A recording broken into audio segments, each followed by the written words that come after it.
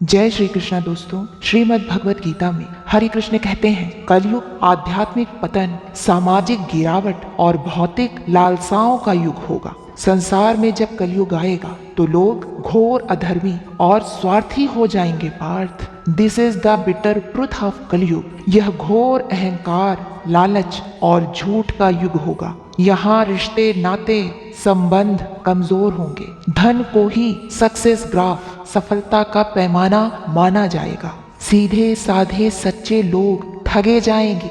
यहाँ सच्चे इंसान को धोखा दिया जाएगा और उसे बुरी तरह तोड़ा भी जाएगा। झूठों को मौका दिया जाएगा और उन्हें पुरस्कार भी दिया जाएगा। ट्रुथ, सत्य सीधा और सच्चा होता है, इसलिए वो ठोकर पर ठोकर खाएगा। झूठ चालाक होगा, चालाकी का मार्ग पकड़कर आगे निकल जाएगा। स्मरण रखना, इस कलयुग में किसी को ज्यादा समझाने मत जाना पार्थ, क्योंकि जिसके पास समझ नाम की चीज ही नहीं, उसे 100 टाइम्स समझा कर भी कोई लाभ नहीं होगा। उल्टा वो तुम्हें ही गलत समझेगा, गलत साबित करेगा। ज्यादा शुभ चिंतक बनोगे तो अपनी ही रिस्पेक्ट खो बैठोगे, अपनी ही इज्जत का फालूदा बना बैठोगे। इसलिए कीप क्वाइट इज बेटर, चुप रहना ही बेहतर है, क्योंकि इंसान बातों से कम, समय की चोट से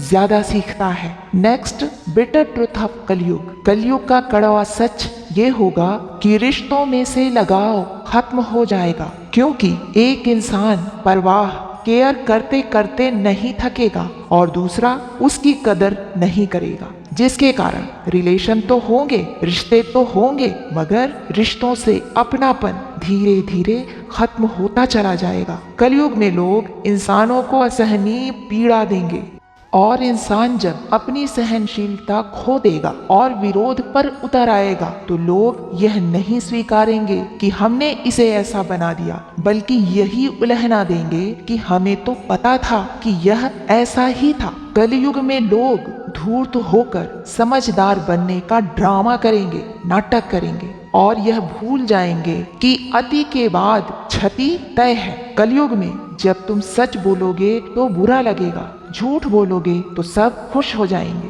बर्दाश्त करोगे, सहनशीलता जितनी ज्यादा रखोगे, रिश्ता उतना ज्यादा चलता रहेगा। और जब जवाब दोगे, उत्तर दोगे तो तुम ही गलत, तुम ही दोषी कहलाओगे। चुप रहोगे तो सब ठीक रहेगा। अपना स्टैंड लोगे, अपनी बात रखोगे तो सबको खटकने लगोगे। कलयुग में खबरें छुपाई जाएंगी, अफवाहें उड़ाई जाएंगी। कलयुग वो युग होगा जहाँ कहानी कुछ और होगी और सुनाई कुछ और ही जाएगी। लोग रोगों के डर से, बीमारियों के डर से नमक और मीठा खाना छोड़ देंगे, मगर भगवान के डर से दूसरों का हिस्सा और अधिकार खाना नहीं छोड़ेंगे। पर डरो नहीं Parth, time is watching everything. समय सब कुछ देख रहा है। जो आज शोर में राजा बन बैठा है, शोर में जीते जा रहा है, कल वही साइलेंस में, खामोशी के सन्नाटे में रंक बन जाएगा, दर दर का भिखारी बन जाएगा,